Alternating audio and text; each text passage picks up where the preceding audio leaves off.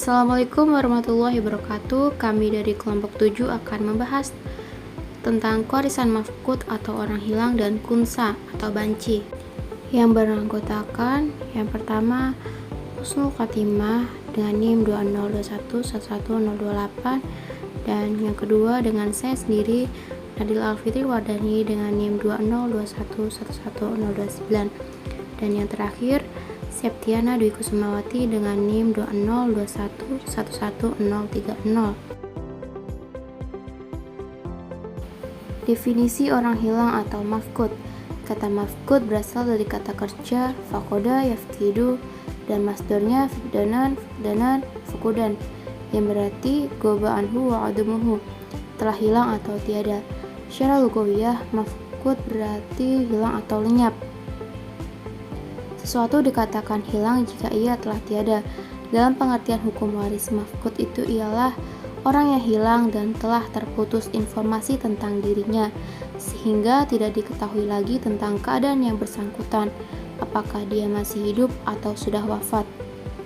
Muhammad Toha Abdul Ula Khalifah mengatakan bahwa mafqud adalah orang yang hilang dan telah terputus informasi tentang dirinya, dan tidak diketahui lagi tempat tinggalnya secara pasti, sehingga tidak dapat dipastikan apakah ia masih hidup atau sudah wafat.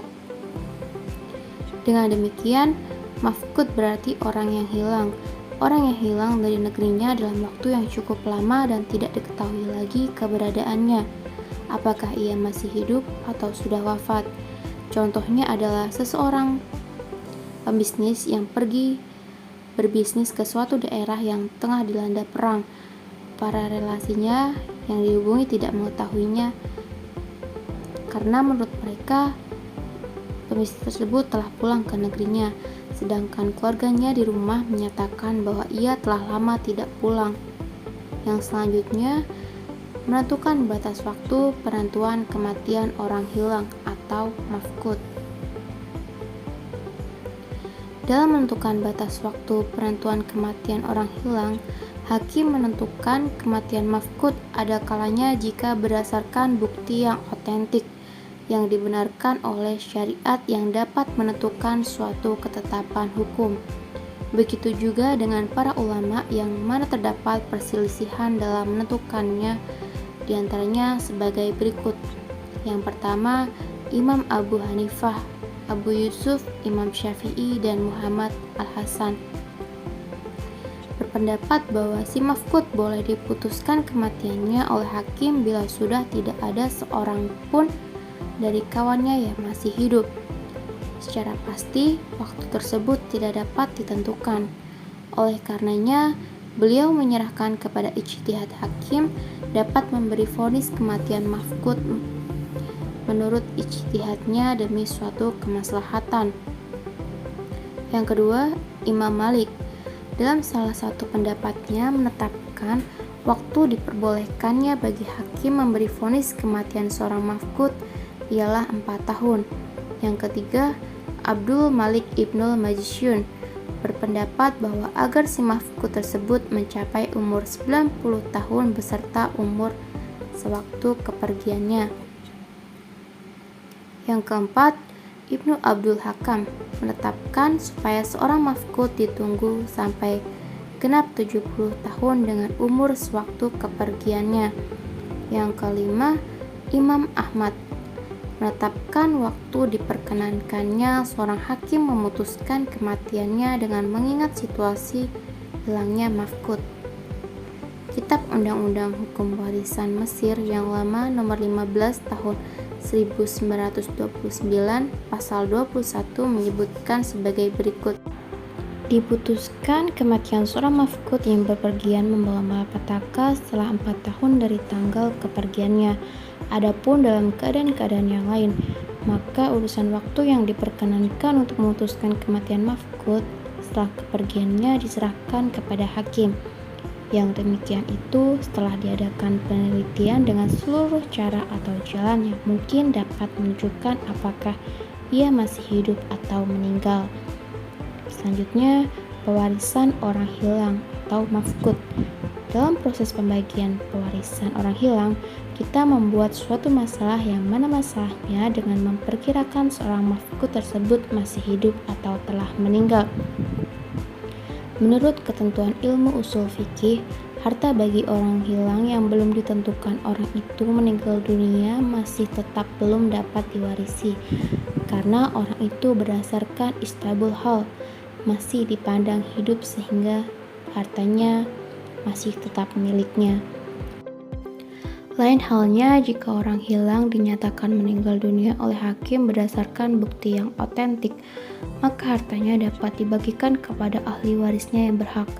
Dan jika di kemudian hari orang yang hilang dan dinyatakan meninggal oleh hakim tersebut masih hidup dan kembali untuk mengambil hartanya, maka harta yang diberikan kepadanya ialah harta yang masih sisa yang telah diterima oleh ahli waris. Dan harta waris yang telah habis digunakan oleh ahli waris tersebut tidak dapat dituntut untuk mengganti dan tidak dapat dituntut untuk mengganti barang yang telah dipergunakan.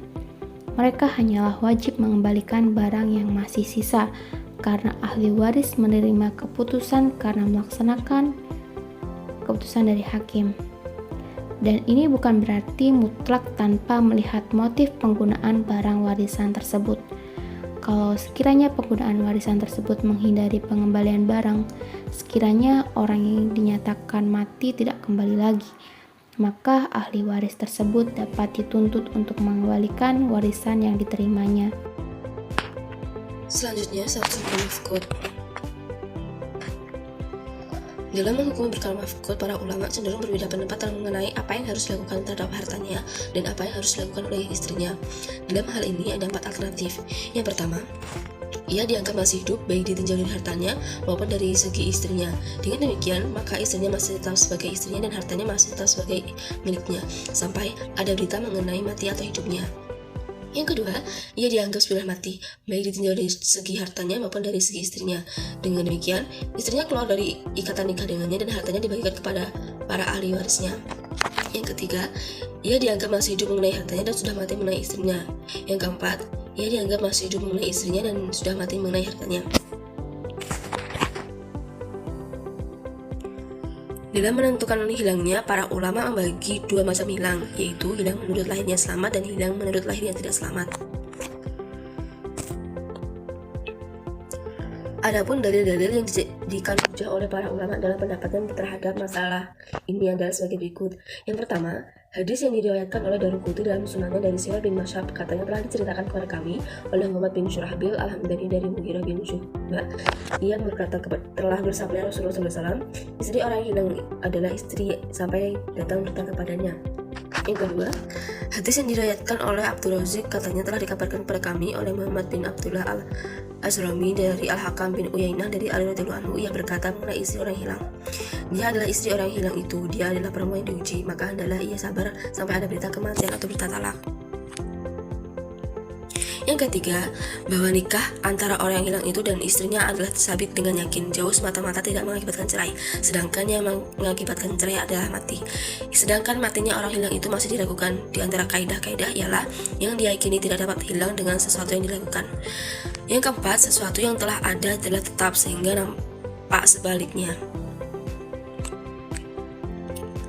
Dalam menentukan lamanya orang hilang ini ada beberapa pendapat dalam mazhab Hanafiyah dan mazhab Syafi'iyah, yaitu ada yang mengatakan 70 tahun, ada yang mengatakan 80 tahun, dan seterusnya sampai 120 tahun. Dan menurut suatu pendapat di kalangan ulama Hanafiyah, dan hal itu diserahkan kepada pendapat dan ijtihad hakim. Dalam menentukan hilangnya yang menurut lahirnya selamat, menurut ulama Hanafiyah maupun ulama Syafi'iyah, yaitu harus lewat waktu tertentu, yaitu 90 tahun terhitung sejak lahirnya orang itu. Sedangkan hilang yang menurut lahirnya tidak selamat adakah terjadi sesudah sebab yang biasanya membinasakan seperti medan pertempuran atau penyakit wabah atau tenggelam kapal, dan ada kalanya bukan seperti sebab yang demikian. Seperti ia pergi ke negara Islam karena sesuatu maksud lalu ia hilang di sana.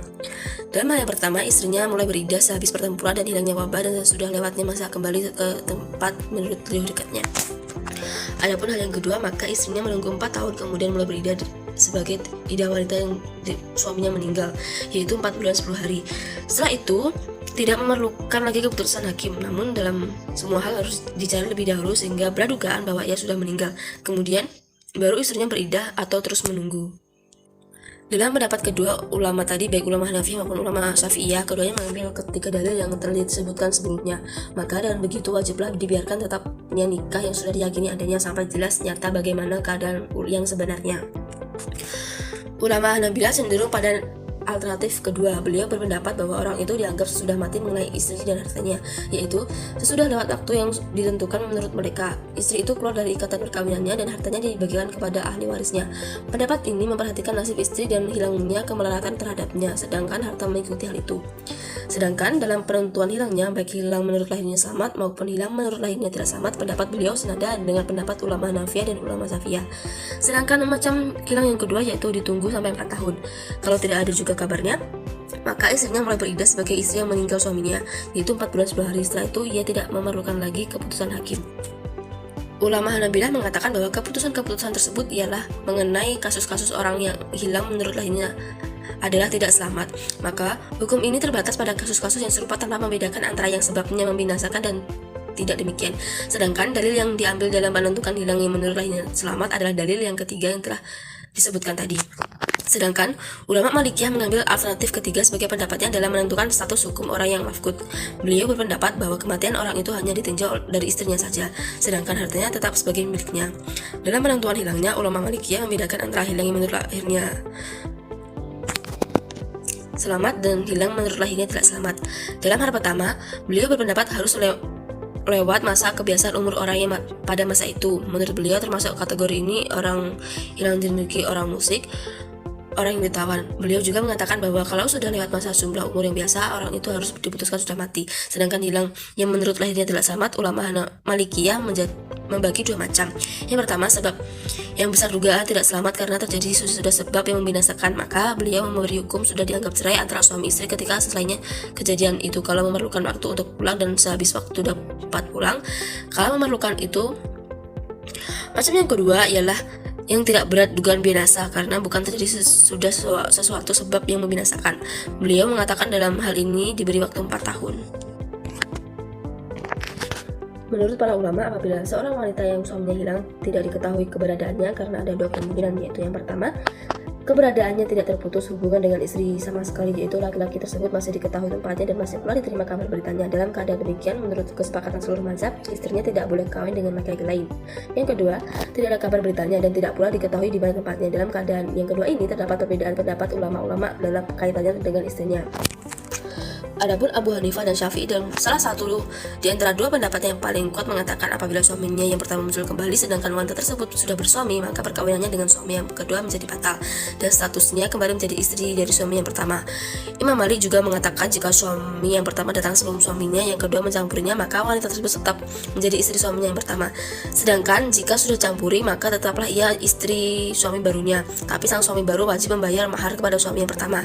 Sedangkan menurut Imam Ahmad, jika wanita belum dicampuri oleh suami barunya, maka ia tetap istri suami yang pertama. Tapi bila sudah dicampuri, maka persoalannya kan di suami yang pertama.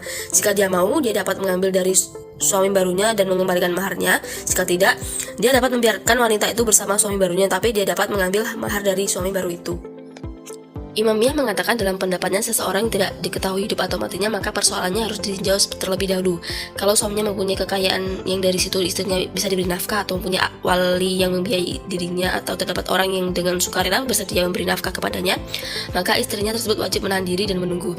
Dan bagaimanapun dia tidak boleh kawin sampai suaminya itu betul-betul diketahui meninggal atau telah menalak istrinya itu. Kalau suaminya itu tidak mempunyai kekayaan dan tidak ada pula orang yang menanggung nafkahnya, maka istrinya tersebut boleh menunggu. Atau kalau dia mau mengadukan persoalannya kepada hakim yang kemudian memberinya waktu menunggu selama 4 tahun. Dihitung sejak dia mengajukan persoalannya kepada hakim itu. Pada masa menunggu ini, dilakukanlah pencarian terhadap suaminya. Kalau ternyata tetap tidak ada beritanya, maka harus dilihat terlebih dahulu apakah suaminya yang hilang itu mempunyai wali atau wakil. Jika ada, maka hakim memerintahkan kepada wali atau wakil, atau ada tapi tidak bersedia menjatuhkan talak dan tidak pula dapat dipaksa untuk itu, maka hakim melalui kekuasaan syariahnya bisa menjatuhkan talak. Dan sesudah itu wanita tersebut menjalani iddah selama 4 bulan 10 hari dan bila telah selesai dia boleh kawin lagi.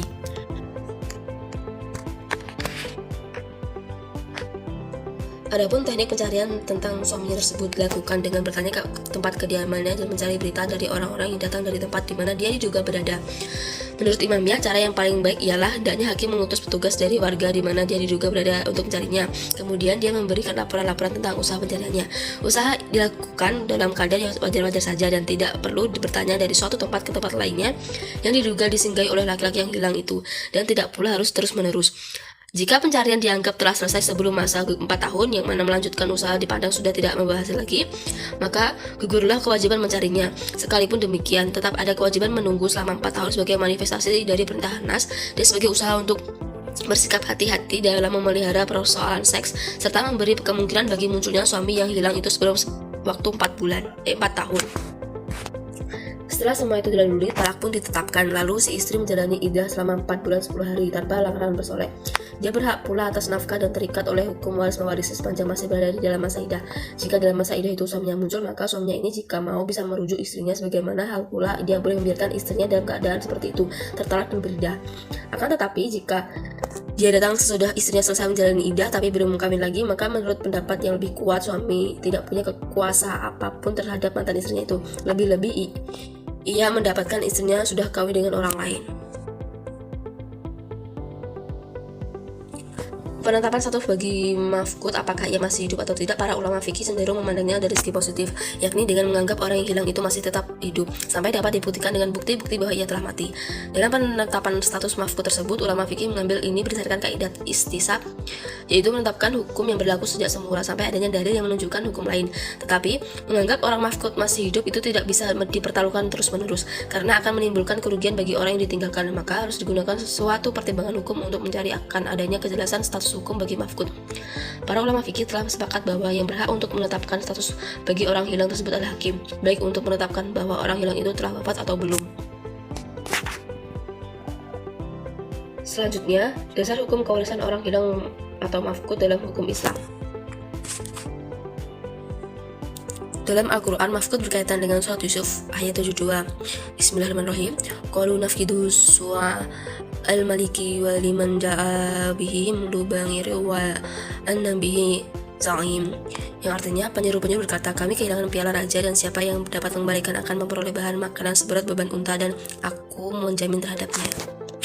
Dan dasar hukum lainnya berdasarkan pada perkataan Imam Syafi'i yang menyebutkan di dalam kitab beliau pada bab fi al-mafqud menyatakan, Malik telah memberitahu kami dari Yahya bin Sa'id bin al-Musayyab bahwa Umar bin Khattab berkata, yang artinya perempuan siapa saja yang kehilangan suaminya dan dia tidak tahu di mana suaminya itu, maka hendaklah dia menunggu selama 4 tahun, kemudian dia menunggu 4 bulan 10 hari. Selanjutnya, kedudukan harta warisan orang hilang atau mafqud dalam hukum Islam. Pembahasan mengenai kedudukan harta waris orang hilang atau mafqud terbagi menjadi 2. Yang pertama, orang lain yang mewarisi harta orang hilang atau mafqud. Orang yang hilang masih dianggap masih hidup jika dihubungkan dengan hartanya. Oleh karena itu, harta yang ditinggalkan masih tetap menjadi miliknya dan harus dipelihara sampai keberadaan orang yang hilang bersangkutan jelas. Apabila dia kembali dalam keadaan hidup sebelum hakim memutuskan kematiannya, harta tersebut harus diserahkan kepadanya. Jika ada yang mengambil hartanya tanpa hak, orang yang mengambil tersebut harus mengembalikan atau menggantinya. Apabila kematiannya sudah jelas dan ada buktinya atau terdapat surat-surat resmi yang menegaskan kematiannya itu adalah hakiki. Oleh sebab itu, ahli warisnya boleh mewarisi terhitung mulai tanggal kematiannya. Namun jika tidak diketahui hidup atau matinya dan keadaan tersebut terus berlanjut, harta yang ditinggalkan tetap menjadi miliknya sampai ada keputusan dari hakim yang berhak mengeluarkan keputusan akan kematiannya. Yang kedua, orang hilang atau mafqud yang mewarisi harta orang lain. Jika orang yang hilang belum diketahui yang secara pasti apakah masih hidup atau sudah meninggal, maka tidak dapat diputuskan bahwa ia tidak dapat mewarisi karena ada kemungkinan ia masih hidup, dan tidak dapat diputuskan bahwa ia dapat mewarisi karena ada kemungkinan ia sudah meninggal. Oleh karena itu, pembagian harta waris harus ditangguhkan sampai keberadaan orang yang hilang diketahui. Adapun kemungkinan orang hilang sebagai berikut. Yang pertama, apabila orang hilang diketahui masih hidup, ia boleh mengambil haknya dari harta waris yang ditangguhkan pembagiannya. Yang kedua, apabila orang hilang diketahui telah wafat setelah mewaris meninggal dan ada bukti yang dapat diterima syarak, harta yang ditinggalkan dan bagiannya atas harta waris digabungkan kemudian dibagikan kembali untuk ahli waris yang masih hidup. Yang ketiga, apabila bukti yang dapat diterima syarat jelas menyebutkan bahwa orang hilang meninggal sebelum pewaris wafat, orang yang hilang tersebut tidak berhak mendapatkan apa-apa dari harta waris yang ditangguhkan pembagiannya. Kemudian harta waris yang ditangguhkan pembagiannya dibagikan untuk ahli waris yang lain, dan harta yang ditinggalkan oleh orang yang hilang itu diserahkan kepada ahli waris untuk dibagikan. Yang keempat, jika orang hilang tidak diketahui dengan pasti kapan kematiannya sebelum atau sesudah mewaris wafat, dia tidak dapat mewarisi karena masih ada keraguan di sana. Yang kelima, jika hakim memutuskan berdasarkan perkiraan yang kuat bahwa orang hilang meninggal, orang tersebut dianggap wafat terhitung sejak ia hilang. Oleh karena itu, ia tidak dapat mewarisi harta yang ditangguhkan pembagiannya dan semuanya dikembalikan kepada ahli warisnya. Kedudukan kewarisan mafqud perlu diadakan pemisahan dalam kedudukannya. Yang pertama, kedudukan orang hilang sebagai pewaris. Kedudukan mafqud orang yang hilang sebagai pewaris, para ulama sepakat bahwa mafqud dianggap masih hidup selama masa hilangnya, dan karena harta miliknya tidak bisa dibagikan kepada ahli waris sampai ada berita yang jelas bahwa ia benar-benar telah meninggal atau divonis oleh hakim tentang kematiannya. Mereka berargumentasi kepada: 1. Orang hilang masih diragukan kematiannya. 2. Ada kemungkinan ia masih hidup. Yang kedua, kedudukan mafqud sebagai ahli waris. Mayoritas ulama sepakat bahwa bagian mafqud ditahan dahulu sampai jelas kematiannya. Alasannya: 1. Mafqud masih diragukan kematiannya. 2. Dapat menimbulkan masalah bila setelah dibagikan ternyata ia masih hidup, kecuali bila sudah diyakini kematiannya atau sudah ada keputusan pengadilan yang memutus bahwa ia secara hukum telah meninggal. Selanjutnya, definisi kunsa.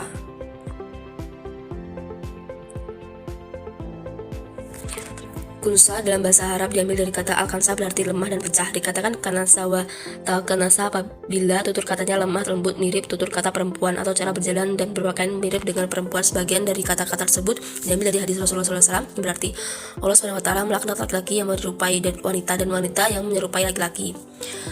Menurut istilah, kunsa adalah orang yang mempunyai alat kelamin laki-laki dan kelamin wanita, atau tidak mempunyai alat kelamin keduanya.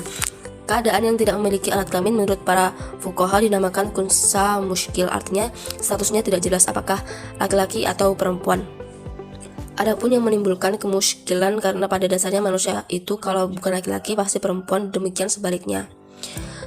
Sementara ulama-ulama fikih terdahulu berijtihad dalam menentukan jenis hukum waris kepada kunsa berdasarkan tanda-tanda lahiriahnya saja, yakni kelamin yang mengeluarkan air seni. Jika kunsa mengeluarkan air seni melalui dua kelamin, hukum yang berlaku baginya ialah berdasarkan kelamin yang mengeluarkan air seni terlebih dahulu, sebab kelamin yang mengeluarkan air seni terlebih dahulu menunjukkan bahwa kelamin itu adalah kelaminnya sebenarnya. Dalam Al-Quran, dalam ayat-ayat mawaris tidak disebutkan bahwa kunsa dikecualikan dalam pembagian warisan. Bahkan kebanyakan ahli fikih berpendapat bahwa kunsa bayi dalam kandungan, orang hilang, tawanan perang, dan orang-orang yang mati bersamaan dalam suatu musibah atau kecelakaan mendapat tempat khusus dalam pembahasan ilmu faraid. Ini berarti bahwa orang-orang ini memiliki hak yang sama dengan ahli waris lain dalam keadaan normal dan tidak dapat diabaikan begitu saja. Selanjutnya di sini saya akan membahas yang pertama ada macam-macam kunsta, yang kedua cara pembagian warisan kunsta, yang ketiga perbandingan kewarisan kunsta menurut Imam Malik dan Imam Syafi'i, yang keempat kedudukan ahli waris kunsta dalam hukum waris Islam. Selanjutnya macam-macam kunsta. Pada akhirnya menjadikan para ahli mengategorikan tingkat dari kunsta dan membedakan kunsta menjadi dua macam, yaitu kunsta muskil dan kunsta ghairu muskil, yaitu sebagai berikut. Yang pertama, kunsta muskil. Kunsta muskil juga dapat dikatakan sebagai kunsta yang kedua kelaminnya berfungsi dengan baik dan tidak ada kendala. Dengan demikian, kunsta muskil ini tidak dapat diteliti dan ditentukan secara pasti hukum yang dapat ditetapkan kepadanya karena ketidakdominan salah satu dari kedua kelamin yang ada. Yang kedua, kunsta ghairu muskil. Kunsta ghairu muskil adalah kunsta yang melalui alat yang ada dapat dipastikan jenis kelaminnya. Menetapkan kelamin dari kunsta ghairu muskil ini juga dapat dilakukan dengan memperhatikan dari mana urin tersebut keluar. Jika air kencing yang keluar melalui atau melewati zakar terlebih dahulu daripada lewat faji, maka dia dianggap sebagai laki-laki dan dihukumi dengan hukum untuk laki-laki. Cara pembagian warisan kunsta. Untuk kunsta, menurut pendapat yang paling rajih, hak waris yang diberikan kepadanya hendaklah yang paling sedikit di antara dua keadaannya. Keadaan bila ia sebagai laki-laki dan sebagai wanita, maka pemberian hak kunsta dengan bagian paling sedikit menurut kalangan fuqaha mawaris muwalamah bil adha azhar, yaitu jika kusta dinilai sebagai wanita bagiannya lebih sedikit, maka hak waris yang diberikan kepadanya adalah hak waris wanita, dan bila dinilai sebagai laki-laki dan sebagiannya ternyata lebih sedikit, maka divonis sebagai laki-laki. Bahkan dalam mazhab Imam Syafi'i, bila dalam suatu keadaan salah seorang dari ahli waris gugur haknya dikarenakan adanya kusta dalam salah satu dari kedua status, maka gugurlah hak warisnya. Perbandingan kewarisan kusta menurut Imam Malik dan Imam Syafi'i. Yang pertama, kewarisan kusta menurut Imam Malik. Yang A, kunsta ghairu muskil. Semua ahli waris termasuk kunsta diberikan separuh dari 2/3 laki-laki dan perempuan. Yang B, kunsta muskil. Imam Malik berpendapat bahwa kunsta ghairu muskil diberi bagian yang pertengahan di antara dua bagian. Tahap pertama dicari bagian pada saat dia dianggap sebagai laki-laki. Bagian pada tahap pertama ditambahkan dengan bagian pada tahap kedua. Kemudian hasilnya dibagi dua, itulah bagian yang diberikan kepada kunsta ghairu muskil tersebut. Pemberian hak waris kepada para banci tengah-tengah di antara kedua bagiannya. Yang ketiga, persamaan Imam Malik dan Imam Syafi'i terhadap kunsta. Apabila kita konsisten kepada hadis Nabi Muhammad SAW, seperti tadi dikutip, berarti bukan hasil operasi yang didominani dalam memberikan bagian warisan, akan tetapi kelamin semula yang dilalui pertama kali buang air kecil, yang dipertimbangkan sebagai dasar hukum dalam menentukan status hukumnya apakah sebagai ahli waris atau sebagai mawaris. Yang keempat, perbedaan Imam Malik dan Imam Syafi'i terhadap kunsta. Perbedaannya sudah jelas. Menurut Imam Malik berpendapat bahwa kunsta ghairu muskil diberikan bagian yang pertengahan di antara dua bagian. Cara menyelesaikannya melalui dua tahap. Tahap pertama diberikan pada saat dia dianggap sebagai laki-laki. Tahap kedua dicari bagian pada saat dia dianggap sebagai perempuan. Pada bagian tahap pertama ditambahkan dengan bagian tahap kedua. Kemudian hasilnya dibagi dua. Itulah yang diberikan kepada kunsta ghairu muskil tersebut. Sedangkan menurut Imam Syafi'i yang dikutip oleh Abu Tawser Daud dan Ibnu Jairir berpendapat bahwa kunsta ghairu muskil adalah orang yang bersamanya mendapatkan yang meyakinkan, yaitu terkecil di bagian dua kemungkinan, kemudian ditangguhkan sampai ada kepastian jenis kelaminnya atau sampai mereka bersama memutuskan secara damai. Yang selanjutnya, kedudukan ahli waris kunsta dalam hukum waris Islam. Kunsta menurut bahasa diambil dari lafaz al-khansa, yaitu lemah dan bedah. Dikatakan kunsta adalah seseorang yang mempunyai dua alat kelamin. Di samping ia mempunyai penis atau zakar, ia juga mempunyai vagina atau faraj. Identitas gender sebagai normal didasarkan pada anatomi gender. Pada orang yang mengalami gangguan identitas gender, terjadi konflik secara psikologi. Merasa bahwa ia adalah wanita, tetapi secara fisik lelaki, sehingga mereka merasa terjebak dalam tubuh yang salah. Apabila dikaitkan dengan menetapkan Peradilan Negeri Nomor 52 PDT-P/2015/PN-MKD, ahli waris dalam menetapkan pengadilan negeri tersebut tergolong kunsta bukan muskil. Berdasarkan hasil pemeriksaan menggunakan alat medis yang ada di atas, maka ahli waris tersebut benar tergolong kunsta bukan muskil. Sumber hukum waris Islam dalam Al-Quran terdapat pada surat-surat yaitu sebagai berikut. Surat An-Nisa ayat 7, Surat An-Nisa ayat 8, Surat An-Nisa ayat 9, Surat An-Nisa ayat 10, Surat An-Nisa ayat 11, Surat An-Nisa ayat 12, Surat An-Nisa ayat 13, Surat An-Nisa ayat 14, Surat An-Nisa ayat 33, Surat An-Nisa ayat 176, dan Al-Anfal ayat 75. Terkait dengan hukum kewarisan Islam, ada 5 asas yang berkaitan dengan sifat peralihan harta kepada ahli waris, cara pemilikan harta oleh yang menerima, jumlah harta yang diterima, dan waktu terjadinya peralihan harta tersebut, yaitu yang pertama, ijbari, peralihan harta dari seseorang yang meninggal dunia kepada ahli warisnya berlaku dengan sendirinya menurut kehendak Allah tanpa tergantung kepada kehendak dari pewaris atau permintaan dari ahli warisnya. Yang kedua, bilateral, harta warisan beralih kepada ahli warisannya melalui dua arah, laki dan keturunan perempuan. Dengan adanya asas bilateral ini, maka menegaskan bahwa jenis kelamin bukan merupakan penghalang untuk mewarisi atau diwarisi. Yang ketiga, individual, bahwa harta warisan dapat dibagi-bagi untuk dimiliki secara perorangan. Masing-masing ahli waris menerima bagiannya secara tersendiri tanpa terkait dengan ahli waris yang lain. Sifat individual dalam kewarisan ini dapat dilihat dari aturan-aturan Al-Quran yang menyangkut pembagian harta warisan itu tersendiri. Yang keempat, keadilan berimbang. Asas ini berhubungan dengan keseimbangan antara hak dan kewajiban, juga keseimbangan antara yang diperoleh dengan keperluan dan kegunaan. Yang kelima, kematian. Asas ini berarti bahwa harta seseorang tidak dapat beralih kepada orang lain dengan nama waris selama yang mempunyai harta masih hidup. Asas kematian ini berkaitan erat dengan asas ijibari yang telah dijabarkan di atas. Asas ini dapat dilihat dalam Al-Quran dan ditemukan beberapa kali dalam ayat-ayat kewarisan, misalnya dalam surat Al-Mu'minun ayat 11 dan 10, dan ada Al-Araf ayat 128 dan 137. Demikian yang dapat kami jelaskan, semoga mendapat manfaat dan bisa menjadi tambahan untuk pengetahuan kita. Sekian dari kami, kurang lebihnya kami mohon maaf. Wassalamualaikum warahmatullahi wabarakatuh.